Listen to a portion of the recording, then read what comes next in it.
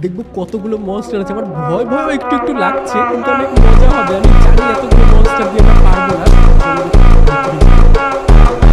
তো শুরু হয়ে গেছে দি ক্লাসরুম গেম প্লে।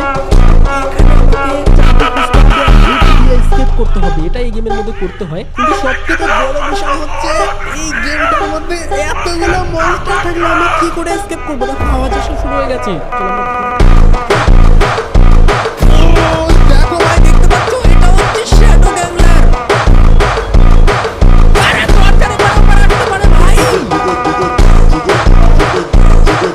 যাবে একটা পাগলামি ভাই, এতগুলো মনস্টার দিয়ে আমি কিভাবে খেলবো?